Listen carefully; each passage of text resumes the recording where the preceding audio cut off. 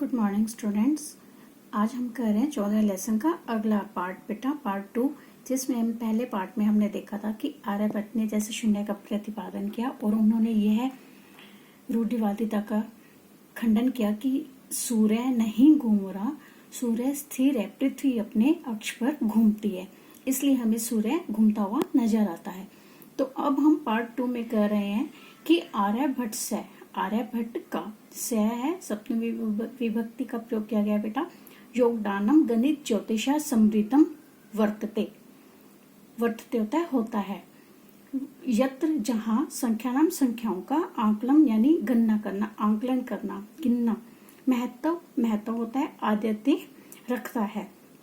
ठीक है, आर्यभट्ट का जो योगदान है गणित ज्योतिष में समृद्ध है और जहाँ संख्याओं की गणना का महत्व भी किया जाता है, महत्व रखा जाता है। आर्यभट्ट फलित ज्योतिष शास्त्र ने विश्वस्ती यानी विश्वास रखते थे, समलगत यानी थे।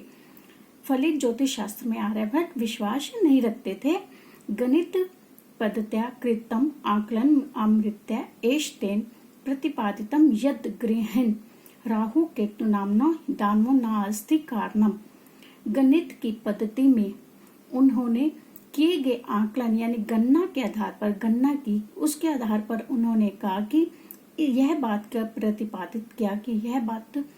प्रतिपादित की कि ग्रहण जो लगता है वो राहु और केतु के कारण नहीं लगता, यानी राहु और केतु जो दानव है, राक्षस है, उन दोनों के कारण ग्रहण नहीं लगता। तत्र वहां तू सूर्य चंद्र पृथ्वी इति त्रीणि एक कारण, यानी ग्रहण के तो 3 कारण है, सूर्य चंद्र और पृथ्वी इति त्रीणि, ये 3 कारण हैं। सूर्य परितः भ्रमता, सूर्य घूमता है, भ्रमता पृथ्वी के, पृथ्वी यानी पृथ्वी सूर्य के चारों ओर घूमती है।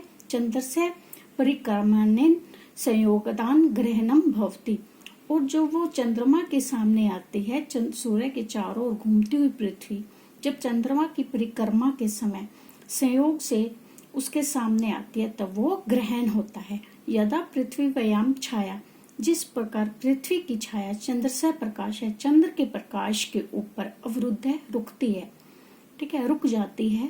तदा चंद्र ग्रहण भवति होता है, तब चंद्र ग्रहण होता है। तथैव इसी प्रकार पृथ्वी और सूर्य मध्य सम आगता, जब पृथ्वी सूर्य के बीच में आ जाती है, चंद्र से छायायाम और चंद्र की छाया पड़ने से छायाम सूर्य ग्रहणम दृश्यते, तो सूर्य ग्रहण दिखाई देता है। तो इसमें बताया गया कि किस प्रकार जैसे राहु और केतु को सूर्य ग्रहण का कारण नहीं मान सकते, ये 3 कारण ही हैं। जो सूर्य यानी पृथ्वी जब घूमती है तो जब वो सूर्य के सामने आती है तो चंद्र ग्रहण हो जाता है, तो सूर्य ग्रहण लगता है, और जब वो चंद्रमा की छाया के ऊपर पड़ता है तो वह चंद्र ग्रहण माना जाता है। तो ऐसा होता है, यानी गणना के आधार पर उन्होंने यह साबित किया है। अगला है समाजे नूतन नाम, जो समाज है हमारा, नूतना नाम होता है नई विचारधाराएं, विचारों को स्वीकार्य प्राय सामान्य कठिन अनुभवती, जो समाज है वो नवीन विचारधाराओं को समझने में यानी स्वीकार करने में कठिनाई अनुभव करता है। भारतीय ज्योतिष शास्त्रे तथैव आर्यभट्ट विरोधम अभवत, जो भारत में क्या है, भारतीय ज्योतिष शास्त्र में उसी प्रकार आर्यभट्ट का भी विरोध किया गया। तस्य सिद्धांत उपेक्षिता, जो उसके सिद्धांत थे उसको खंडन किया गया, उपेक्षित माने गए। से पंडित नाम उपहास पात्रम जाता है, उन्होंने क्या किया कि यानी जो पंडित मान्य नाम यानी जो माने हुए पंडित थे, महान पंडित थे, उनके उपहास का कारण भी बने, क्योंकि पंडितों के द्वारा कहे ना कि सूर्य ग्रहण होता है तो इतना दान निकालना चाहिए, ये करना चाहिए, वो भारी होता है, तो पंडितों के द्वारा, माने हुए पंडितों के द्वारा वो उपहास के पात्र भी बने। पुनरपि तस्य दृष्टि कालगामिनी दृष्टा, कालगामिनी होता है समय को लाने वाली, यानी कालगामिनी समय को पार करने वाली, फिर भी उसकी जो दृष्टि है, उसकी नजर है, समय को लागने वाली देखी गई, समय को पार करने वाली देखी गई। आधुनिकी विज्ञान के आज का जो विज्ञान है तस्मिन् तस्य च सिद्धांते सम आदर प्रकटित है। जो आज का विज्ञान है उनके सिद्धांतों के प्रति आदर प्रकट करता है।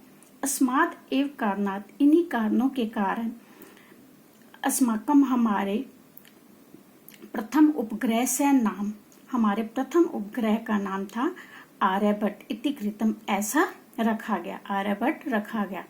वस्तुतः वास्तव में भारतीय गणित परंपराया, जो भारत की गणित की परंपरा है, अतच और अवच विज्ञान परंपरा और विज्ञान की परंपरा, असो एक शिख पुरुष आसित, वह एक अग्रणी यानी शिखर पुरुष व्यक्ति था, जो हमारे गणित की परंपरा और विज्ञान की परंपरा को मानने वाला एक शिखर पुरुष था, जिसका नाम आर्यभट्ट था। तो हमारा जी आर्यभट्ट वाला ये लेसन कंप्लीट हो गया बेटा। आपने इसके शब्दार्थ अच्छे से याद करने और लिखने भी अपनी फेयर नोटबुक पे। और goodbye and thank you बेटा।